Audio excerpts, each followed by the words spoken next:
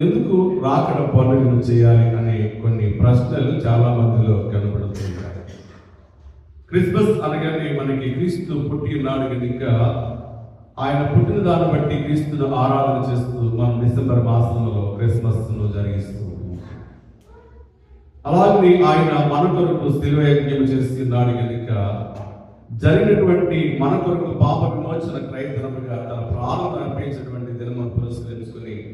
Good Friday మనం జరుపుకుంటూ ఉంటాం. తదుపరి ఆయన మూడవ దినం లేస్తానని చెప్పిన రీతిగా పునరుత్థాన లేచుటను బట్టి మనము ఈస్టర్ పండుగ జరుపుకుంటూ ఉంటాం. అలాగే ఆరోహణమైనందుకు ఆరోహణ పండుగ, సంఘము ఉద్భవించడం బట్టి పెంతెకొస్తు దినమున సంఘము ఏర్పాటు చేయడం బట్టి పెంతెకొస్తు పండుగను మనము జరుపుకుంటూ ఉంటాం. ఇవన్నీ కూడా మనము క్రీస్తు వచ్చి ఉన్నాడు,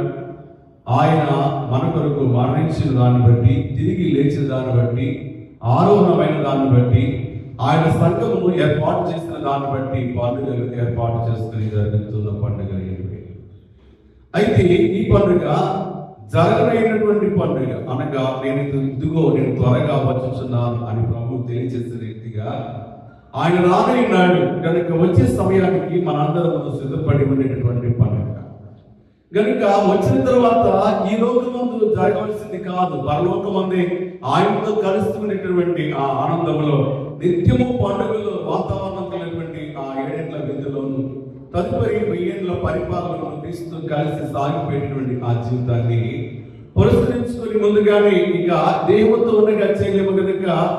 రాబోయేటటువంటి ఆ దినమును లేక ఆ రాకడను తలంచుకుంటూ జరిపించుకునే పండుగే రాకడ పండుగ అని ప్రభు పేరట మీకు తెలియజేస్తున్నాను. చాలా మందికి ఇది కొంతమందికి వింతగా కొంత ఆశ్చర్యాన్ని కలిగేసినప్పటికీ ఈ పండుగ అనగా మరి తర్వాత జరుపుకోవడానికి మనకి ఉండవు కనుక ఆయనతో పాటు ఉండేవారు కనుక ఇక్కడ ఉండగానే ఆ జరగబోయే పండుగ జరిగిన వాటిని బట్టి పండుగను ఆచరించే మనము జరగబోయే దాన్ని కూడా పండుగగా మనం గమనించి పండుగ చేసి ప్రభువును మహిమపరుస్తూ ఇదిగో నా ప్రభు రానయ్యున్నాడు, మేము ఎత్తబడే సమయమందు మీరు ఎత్తబడ్డానికై సిద్ధపడనండి, సంఘమును సిద్ధపాటు చేసుకుంటూనే మనము సిద్ధపాటు చేసుకుంటూనే అనేకులను క్రీస్తు వైపు ఇదిగో ఆయన రానయ్యున్నాడనే వార్తను ప్రకటించడానికి ఏర్పాటు చేయబడినటువంటి పండుగ ఈ రాకడ పండుగ లేక రెండవ రాకడ పండుగ.